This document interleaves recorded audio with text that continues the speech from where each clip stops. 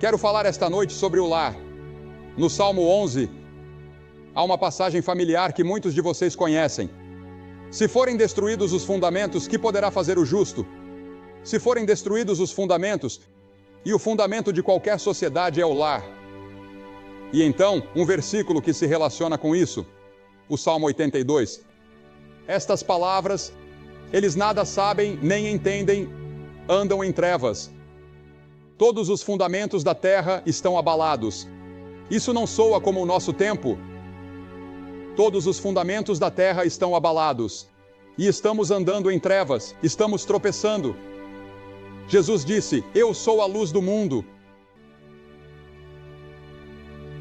Alguém disse que todos os casamentos são felizes. O problema começa na convivência depois. E há uma certa verdade nisso. Um psicólogo americano disse que o casamento é um inferno silencioso para cerca da metade de todos os casais americanos. Agora, o que está errado?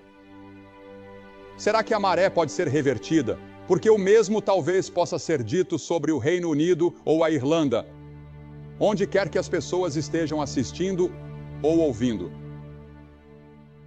E quero fazer a você esta pergunta. Com base na escritura que lemos, sua casa está construída sobre um alicerce sólido? Está? Quando as enchentes da tristeza vierem, ou as ondas da tentação, ou os vendavais da adversidade, da guerra, da morte ou do juízo atingirem, sua casa permanecerá? O alicerce é forte? Pesquisadores sociais estão descobrindo que em tempos de estresse, em vez de unir as famílias, muitos cônjuges acham mais fácil fugir da luta contra as emoções avassaladoras que tragédias familiares geram. Uma de nossas famílias mais famosas passou por uma terrível tragédia há alguns anos. A filha deles foi sequestrada e eles permaneceram unidos. Oraram juntos, trabalharam juntos, pagaram milhares de dólares. E finalmente ela foi resgatada, depois de cerca de 1 ano ou 2. Mas logo após ela voltar para casa, eles se divorciaram. As emoções, o estresse, a tensão foram grandes demais. E aquela família se desfez. Agora, o apóstolo Paulo estava ministrando em Corinto, que era uma cidade hedonista, uma cidade pagã, uma cidade imoral. E ele disse o seguinte, ele disse: cada um veja como edifica, porque ninguém pode lançar outro fundamento, além do que já está posto, o qual é Jesus Cristo. Se você edificar sua casa sobre Jesus Cristo, os problemas do lar serão muito menores. E os problemas do divórcio talvez nunca venham. Descobrimos em uma pesquisa nos Estados Unidos que, onde há leitura da Bíblia, oração e frequência à igreja no lar, temos apenas um divórcio em cada 300 casamentos. Mas a média nacional é quase 1 em cada 2, o que indica que se você construir sobre Cristo, essa é a resposta para a quebra dos lares hoje. Agora, Cristo nasceu em um lar terreno e viveu sob disciplina parental. Seu primeiro milagre foi realizado em uma cerimônia de casamento. O pai de Cristo morreu quando ele era jovem, aparentemente, pois não há menção dele depois que Jesus tinha 12 anos. Então talvez Jesus Cristo, sendo o filho mais velho, tenha sido o provedor da família. Não sei. Mas ele conheceu todos os problemas do lar. E uma bênção favorita que ele dizia ao entrar em uma casa era: paz seja sobre esta casa. E Jesus disse que a entrada na família espiritual é como a entrada em uma família doméstica. É por meio do nascimento. Ele disse: é necessário nascer do alto. É necessário nascer de novo. Nascer na família de Deus. Você nasceu na família em que vive atualmente ou em outra família. Mas também é necessário nascer na família de Deus. Se você quer ir para o céu, se quer ter seus pecados perdoados, se quer saber que tem a vida eterna, é necessário nascer na família de Deus por arrependimento e fé e recebê-lo. Por arrependimento dos seus pecados e recebendo-o pela fé. Agora, Jesus Cristo defendia a salvação do lar. A Zaqueu ele disse: hoje veio salvação a esta casa. E sempre que salvava ou curava alguém, sua primeira preocupação era que essa pessoa fosse para casa e contasse à família sobre isso. Alguns queriam segui-lo a partir daquele dia. Ele dizia: não, vá e conte à sua família. Volte e conte à sua comunidade. Vá contar aos outros. Ao homem possesso de demônios que foi restaurado, sua ordem foi: volte para sua casa e mostre as grandes coisas que Deus fez por você. E talvez alguns de vocês estejam aqui esta noite começando sua vida de casados. Talvez estejam aqui em lua de mel e não poderiam dar um presente de casamento maior um ao outro do que o que um casal jovem deu na outra noite aqui neste estádio. Eles tinham acabado de se casar e a primeira coisa que fizeram foi vir a este estádio e vir à frente e entregar suas vidas a Cristo juntos. Eles disseram: queremos começar nossa vida de casados com Cristo. Isso pode acontecer com você esta noite. Talvez você esteja casado há 20 anos, ou 30 anos, ou 10 anos, tanto faz, mas nunca fez isso.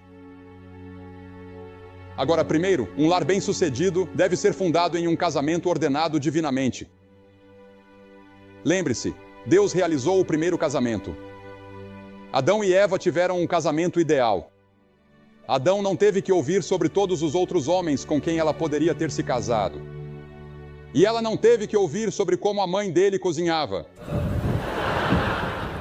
Se ignorarmos as orientações e os regulamentos de Deus para o lar, ele estará em risco de fracassar. Mas muitas pessoas relutam em fazer um compromisso. Amor físico não é suficiente. É o compromisso que sustenta nos tempos difíceis. Quando você se casa, está se comprometendo para a vida. É o compromisso que manteve Ruth e eu juntos, em tempos de estresse ou tensão ou dificuldade. Nunca pensamos em nos separar ou divorciar. Não importava qual fosse o problema. Talvez ela tenha pensado: eu nunca pensei. Ela uma vez disse a alguém que pensou em assassinato, mas não em divórcio. Agora, outro alicerce em um lar e casamento bem-sucedido é o exercício espiritual. Oração, leitura da Bíblia, comunhão com outros crentes. Em Deuteronômio 6 está escrito: e estas palavras que hoje te ordeno estarão no teu coração, e as ensinarás diligentemente a teus filhos.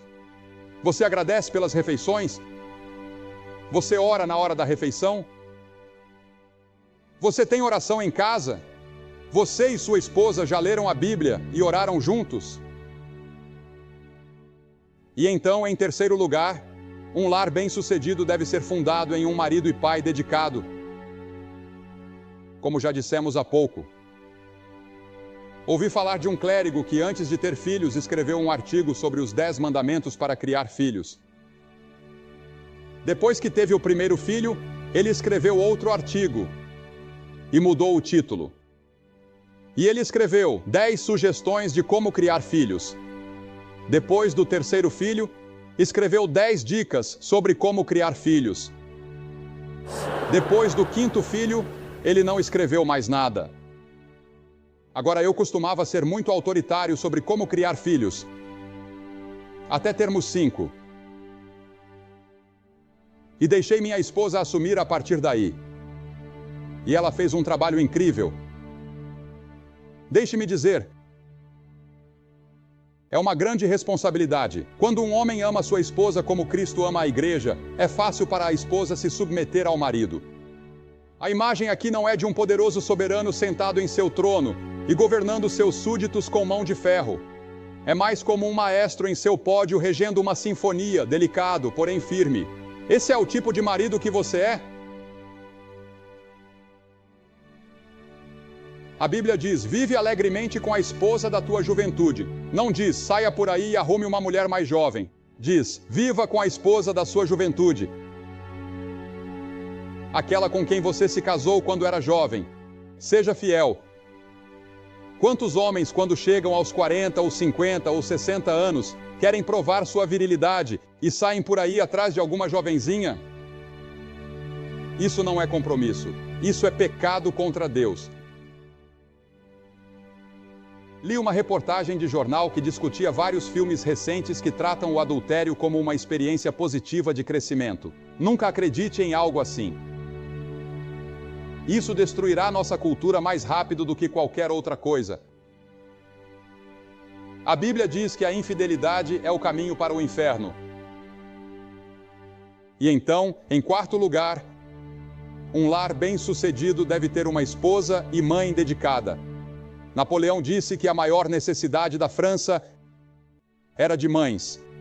Um dos vícios que está atingindo nossas esposas e mães hoje no mundo é o alcoolismo e as drogas. Veja, elas não têm a Cristo a quem recorrer.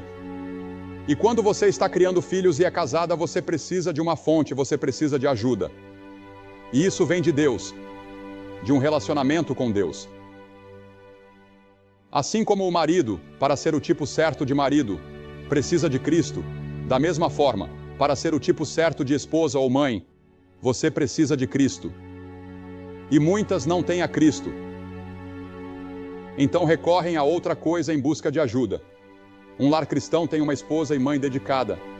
Agora, eu sei que em lugares como Sheffield, onde há, ou Yorkshire, ou lugares nos Estados Unidos, como em Michigan, onde há grande desemprego, as mulheres precisam trabalhar. E quero elogiar vocês por ajudarem no lar e estarem dispostas a se sacrificar trabalhando para ajudar em casa durante tempos de depressão, ou recessão, ou falta de renda no lar. E então, em quinto lugar, um lar bem-sucedido se baseia em filhos disciplinados e obedientes. Agora, as crianças podem absorver qualquer quantidade de amor e disciplina, contanto que os dois estejam em equilíbrio. Ouvi um psiquiatra da Universidade de Colômbia dizer, muitos anos atrás, nos Estados Unidos, ele disse: se seus filhos se rebelarem, preserve o amor a todo custo. Eles vão superar isso. E quando superarem esse período, o amor estará lá. E você não terá que restabelecer nada. A Escritura diz, instrui o menino no caminho em que deve andar, não no caminho em que ele quer andar, mas no caminho em que deve andar. E devemos fazer isso dando o exemplo, com amor e disciplina juntos e em equilíbrio um com o outro. E quando for velho, diz a Escritura, não se desviará. Ele voltará algum dia. Como o filho pródigo, o pai nunca deixou de amar o filho e ele voltou. Seu filho ou sua filha voltarão se você os tiver instruído corretamente quando eram crianças e tiver vivido um exemplo de Cristo diante deles. Mas se você não tiver vivido esse exemplo, não espere que Deus faça grandes milagres. Ele pode. Ele fará, como vou mostrar em apenas um momento, bem aqui em Sheffield, o que Ele está fazendo em algumas famílias neste exato momento. Suas responsabilidades sociais e domésticas tornam sua resposta individual a Cristo ainda mais significativa. Por outro lado, se você está aqui com parte ou com toda a sua família nesta noite e o Senhor diz a você, como convidou Noé, entra tu e toda a tua casa na arca, a Escritura diz, venha marido e esposa. Venham juntos. Pai e filho, venham juntos. Filha e mãe, venham juntas. Quem quer que você seja, se ouvir a voz mansa e delicada de Deus dentro de você dizendo, este é o caminho, andai por ele, venha como família, ou venha sozinho, mas não saia daqui, até que conheça a Cristo. Porque você não pode ser o tipo certo de marido e pai. Você não pode ser o tipo certo de mãe ou esposa ou filho no lar sem Cristo. E uma vez que você ouviu a mensagem como a ouviu esta noite, sua responsabilidade é enorme. Porque ele diz, agora é o tempo aceitável, hoje é o dia da salvação. Aquele que endurece o coração, sendo muitas vezes repreendido, será quebrantado de repente, sem que haja cura. Aqui está uma carta que diz, querido Dr. Graham, eu tive que lhe escrever para dizer que nesta mesma época, no ano passado, meus papéis de divórcio já estavam prontos. Meu marido era um mineiro em greve. A vida dos meus filhos estava em pedaços por causa dos meus próprios pecados. Meu filho mais novo estava se voltando para o crime com apenas 13 anos de idade. Minha filha estava emocionalmente ferida, tentando lidar com meus pecados e o desemprego depois de terminar a faculdade. Durante anos eu me envolvi com o sobrenatural, lendo cartas de tarô e indo rapidamente para o inferno. Cheguei lá quando meu casamento acabou e eu pensei que minha vida era minha para fazer o que eu quisesse. Nem sempre foi assim. Tivemos um bom casamento por 21 anos.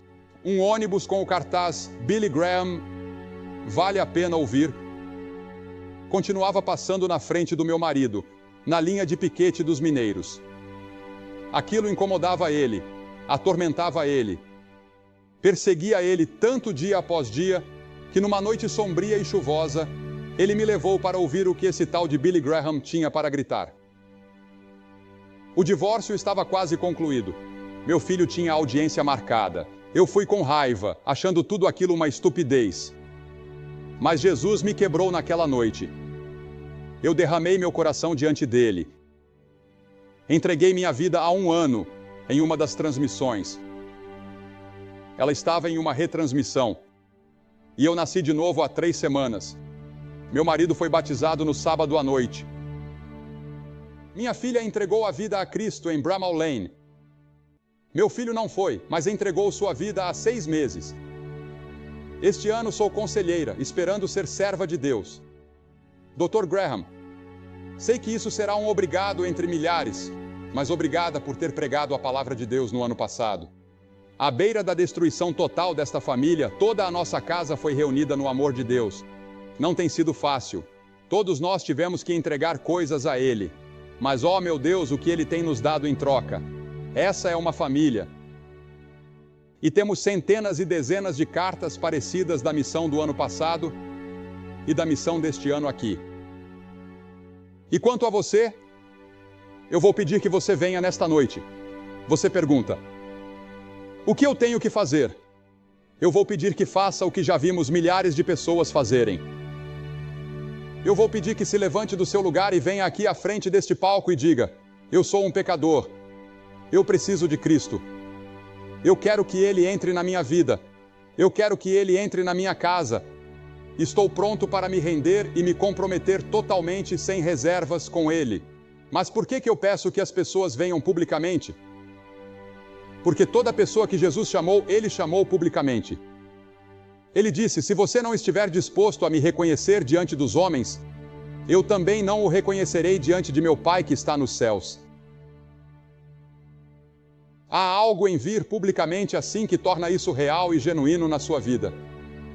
Então eu vou pedir que você se levante agora mesmo e venha.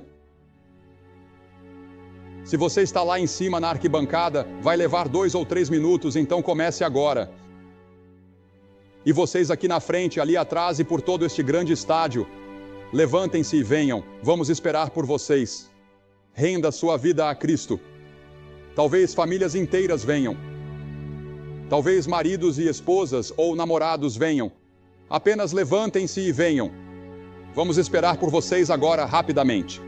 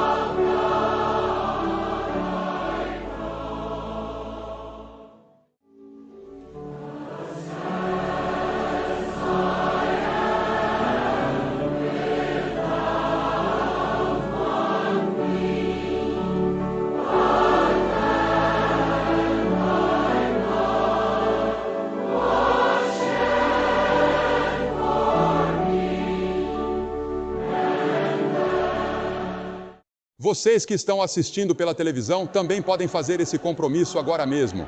Como estão vendo, centenas de pessoas estão vindo aqui fazer seu compromisso em Sheffield, no sul de Yorkshire, na Inglaterra.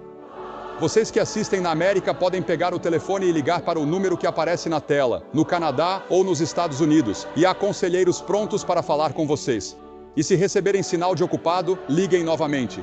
Eles estarão lá a noite toda. Entreguem suas vidas a Cristo. Talvez uma família inteira entregue sua vida a Cristo hoje à noite por meio desse telefonema. Nós vamos orar por vocês enquanto fazem esse compromisso.